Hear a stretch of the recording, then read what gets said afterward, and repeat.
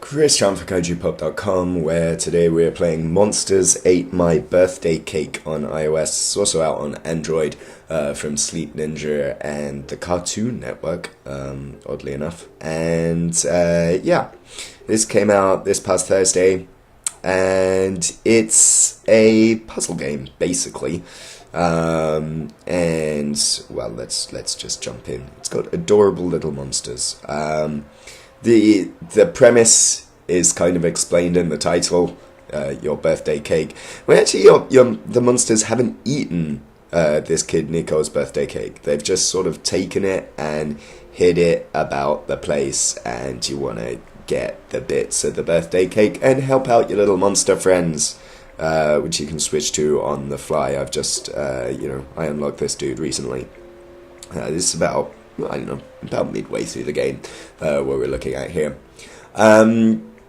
Basically what the game is kind of a soccer band clone, which, if you're not familiar with that subgenre of puzzle games, it's this kind of top-down, labyrinthine deal, where you have to push blocks onto switches and arrange, different sort of combinations of blocks in different places by pushing them around so that you can get to the exit. The twist is you've got different people in your party. So Nico is this little boy who's looking for his dog and his birthday cake. But you also have these other monsters that have their own abilities. They can't push blocks, but this guy can, if I double tap on him. Oh, whoops. Screwed it up. I think I need to move him up a little bit. He can freeze enemies with his icy blast and blast and blast and blast. Wait, blast. God dag nabbit. No. This, in a nutshell, there we go, is already what's a little bit frustrating about this game, is that fine control here is really, really difficult. It's got one of those line drawing mechanics where, you want to draw a line from your guy to where you want him to go, and then after that you double tap on an item you want to interact with, and then you perform your special skill. But it's often really difficult. It will often sort of misread double taps for swipes, and just if you look there at the radius, that's where my finger is right now on the point, and it's too broad. Like the resolution of that is really, really small. It's really large rather. So if you want somebody to stop these switches, this switch is in the corner. But that switch before, you saw me overshoot it a couple of times because, I just couldn't, I couldn't have my finger, and there you go again. I want to control Nico here, but it had me accidentally controlling the Yeti, which means that in the switch over, I lost his freeze skill, which is annoying. So there's lots of little control quirks here that are a little bit frustrating. But if you get past that, oh shit, this game is really lovable. These characters are great. They're incredibly cutely designed, although there's a little bit of a fuss about Monsters Ate My Birthday Cake right now, the rumour being that, there's a plagiarism case being brought against them from the developer of a game called Monster Up, I believe, which has a few similarities. Here's a tricksy bit. That monster there that's sleeping, if I walk in its path, it's going to charge at me, so I want to quickly swish across here, do that, and then stop him from using his freeze breath, and then he'll fall in the water, hopefully. And you do that, and you get that, and you send him up there. And so you saw me get a key earlier, and that's going to let me open this chest to get coins, or a fruit, which I kind of need for a fetch quest, so I'll show that to you. There's additional goals to everything, so eat all the cake, don't kill anybody, collect the treasure. And so they kind of add a little bit of a twist to things, because the trick is once you eat the last piece of birthday cake, then the level just ends. So you have to figure out a way of doing all that stuff before you collect that last piece of cake. So yay, I did it there. But yeah, that fruit I just got, if I drop out, what's interesting about this is that you have a lot of, I mean, there are so many iOS puzzle games that are just like this, basically. But what makes this interesting is that there's a sense of character between recruiting new monsters to your party, but also in between you can just go back and visit your home village, which is just like a Zelda-style home village, you know. There's a thing here which I need to be my charge ability equipped monster to break through that gate. I can go through different houses, you know, I can go into different houses rather, talk to the people inside.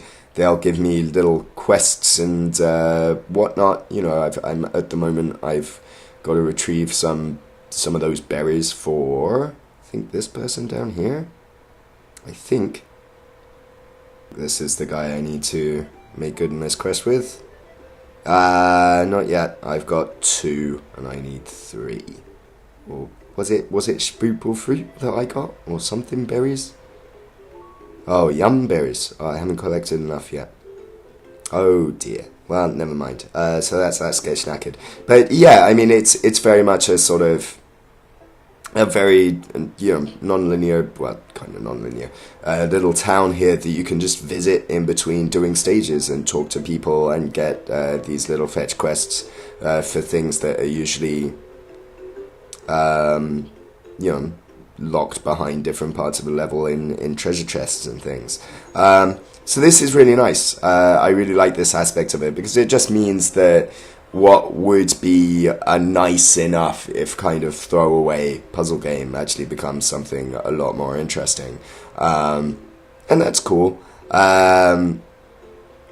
But yeah, when you get to the game itself, it is kind of okay, but it's you know, a little bit frustrating with its control directions, and you know, it's incredibly imprecise. And I think another thing as well, it's very often a problem with you know, well, it's a problem here when your guys are close together. You can switch between the monsters by tapping their icons at the top, which works. This works fine. But it also lets you just directly touch a character. And the problem here is when they get close together like this, it just gets an absolute muddle. It's really, really difficult just to get these guys to sort of cooperate and get your party to do what you want them to do. But we can do that. He's got his shattering, piercing voice. We can do that. Get out the way. Jeez. No, I mean, it's little things that wouldn't normally be too annoying, except for the rare occasions where they do actually cost you. Oh shit. Yo, see there again, I wanted to switch over and it switched me back and cancelled out dude's ability. Okay.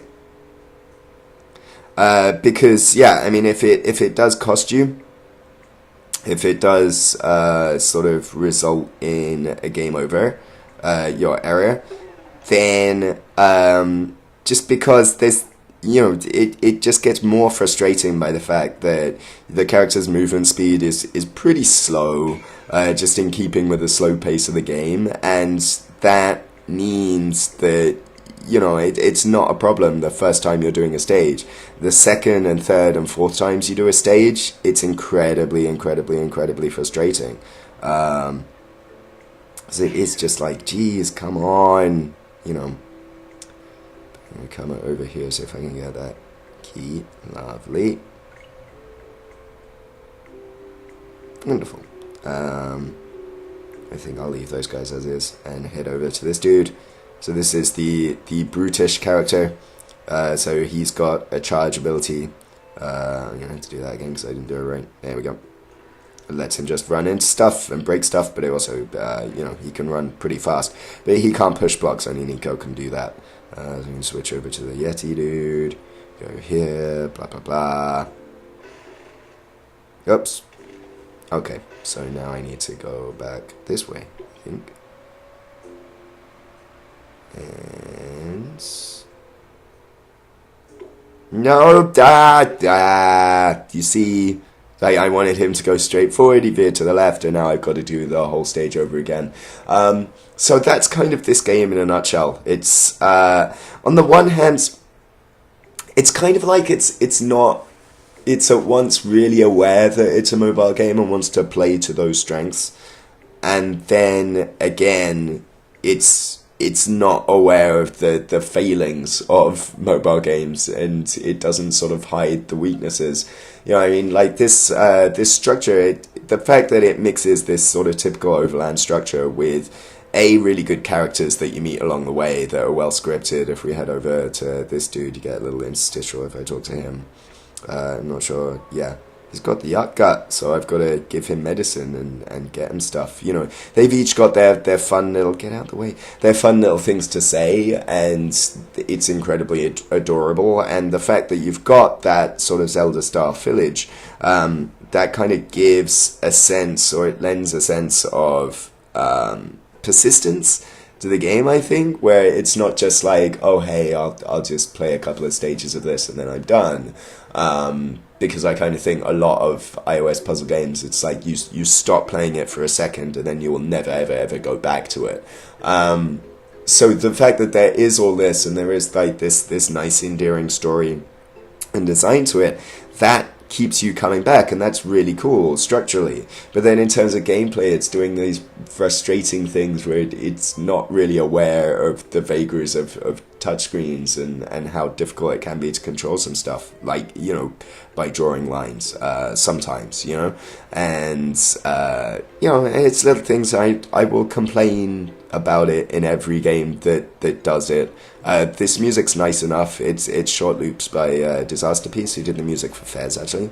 So it is all nice musically, but there's only a few different music tracks. There's this track for this overworld, there's a track for the map, and then there's a track for each individual batch of levels, each individual world. But they just repeat and repeat and repeat in that regard. There's not enough musically, and that's fine, but it won't let you listen to your own audio. And like that, I will swear to the high heavens, it doesn't matter. If you're a little adventure game where sound is critical to the experience, or of course if you're a rhythm game, then I can understand you have to listen to our music. But the fact that it's, you have to listen to the music that we give you. If you go into the settings and turn your music off, well, you'll sit in silence or listen to the music we give you. It just kind of feels, maybe this is specific to the way that I play phone games with podcasts on in the background, but it just seems to me just I don't know, redolent of somebody that doesn't really understand how mobile gaming works. But structurally, it's really, really smart for mobile games. But I don't know. It's I'm in two minds about it. There's a lot to like, certainly. If you go looking for the positives, you will definitely find a lot to like. It is a very positive, cheery game. But there's just enough niggles to sort of bring it down a little bit for me. It's Monsters Ate My Birthday Cake. It's $5, I think, on the App Store and on Google Play right now. Chris Charlton for kaijupop.com. Thanks for watching. Bye.